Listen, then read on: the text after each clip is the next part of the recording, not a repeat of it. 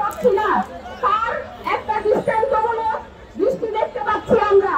আমরা আরো বলতে চাই যে এই আওয়ামী লীগ আমলের যে বিচার সংস্থা, সেই বিচার একদম বাংলাদেশের প্রত্যেকটি তৃণমূল পর্যায়ে এই বিচার করতে হবে।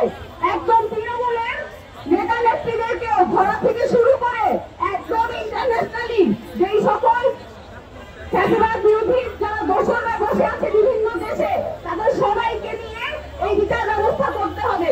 আমি এর সাথে আরো বলতে চাই, সদস্য সচিবের সাথে আমাদের সিনিয়র উপসদস্য সচিব তখন জাফর যারা ওনার উপর হামলা না হলেও ওনার বিরুদ্ধে যে সকল অশ্লীল কথাবার্তা আমরা শুনেছি ওই ভিডিওতে, ভার্বাল যে আক্রমণ হয়েছে, তারও আমরা তীব্র প্রতিবাদ জানাই।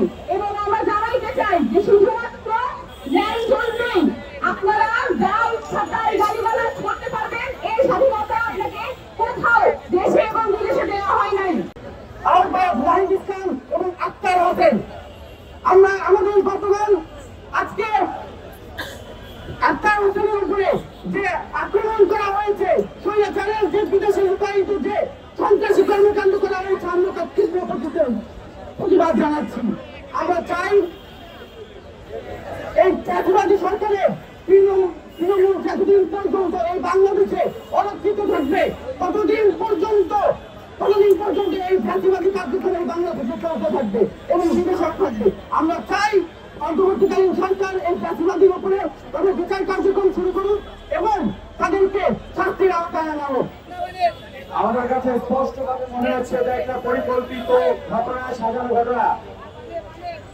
জুলাই গণঅভ্যুত্থানের নেতা আক্তার হোসেনের গায়ে দিন লাগে, আর ওই এমবাসির লোকজন তারা কি করে আমরা স্পষ্টভাবে বলতে চাই, এই ফাউ খাতা আওয়ামী লীগের আমলে নিয়োগ করা এমবাসির লোকজন রাষ্ট্রের কোনো দরকার নাই। আমরা বলতে চাই পররাষ্ট্র মন্ত্রণালয় থেকে এই ফ্যাসিবাদের দোষকদেরকে অবশ্যই বিতাড়িত করতে হবে। এই ফ্যাসিস্ট আওয়ামী লীগের প্রশ্নে কোন সুশীলতা আমরা মেনে নিব না। আওয়ামী লীগ এবং তাদের দোসর জাতীয় পার্টির পক্ষে যারাই সবাই গাইতে আসবে, আমরা তাদেরকে প্রতিহত করবো। এরা জনগণের শত্রু, এদের মাধ্যমেই বাংলাদেশে ফ্যাসিবাদ কায়েম হয়েছিল। আমি স্পষ্টভাবে বলতে চাই, ডক্টর ইউনূসের সফর সঙ্গী হয়েও তারা যে হামলার শিকার হলো, এটার দায় ডক্টর ইউনূস এবং বর্তমান সরকার কোনোভাবেই এড়াতে পারে না।